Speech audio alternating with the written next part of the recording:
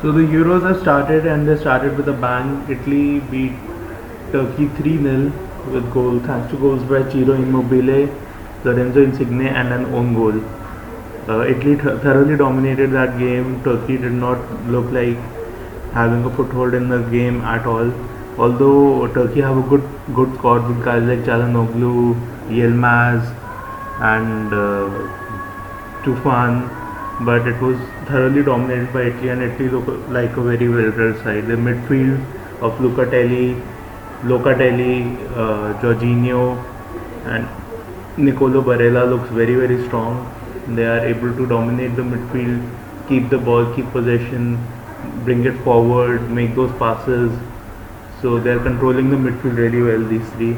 And add to that the clinicalness of Ciro Immobile, who, as you all know, is for the last 4-5 years now one of the top strikers in the game. He's one of the top strikers of the Serie A for a long time, and the service that he's getting is making sure that Italy are not to be taken lightly. They are clearly one of the favorites of this tournament, not the favorites. They're probably 5th, 6th favorites right now.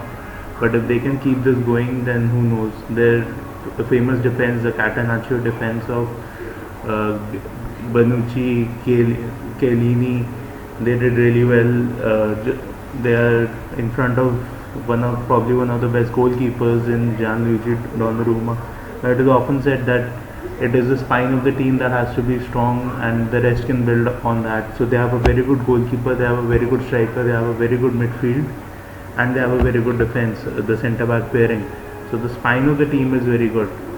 On the left side they have Spinazzola, who again performed really well. On the right side they have Florenzi, who has been performing really well in past seasons. So it's a very good defense in that team. In midfield, as we already talked about, it's a strong midfield. And in offense, Berardi and Insigne are two players who are very creative. Insigne in particular is very creative, and he will cause no ends of trouble to other teams. Turkey, on the other hand, look like they might not be able to do too well. In the second game of Group A, Wales took on Switzerland, and that was a 1-all draw, with Wales snatching the point after Mbolo had given the lead to Switzerland. Mbolo has been a very good player for a while now. He's one of the better strikers. And then Moore equalized, the big defender. Now, currently Denmark and Finland are playing. It's still 0-0. The first half is about to end, and it doesn't look good reading for the Finnish team, because Denmark are totally dominating, but they are hanging in there with their defense, and maybe they'll be able to snatch a goal on the break. Now, Romelu Lukaku left the Premier League 2 years ago, and since then Lukaku has been brilliant. He has equaled Ronaldo. He's beaten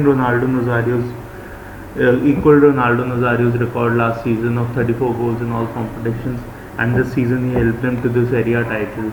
The Serie A title was not an easy title to win, but Lukaku once again showed that he's one of the better strikers in the game at the moment. He's very underrated, and he's improving with every game. So Lukaku will be one of the players to look forward to in the Euro Championships. Obviously, France are starting the championships as favourites, but as we just saw, Italy put in a good performance. We'll have to wait and see how the other teams perform.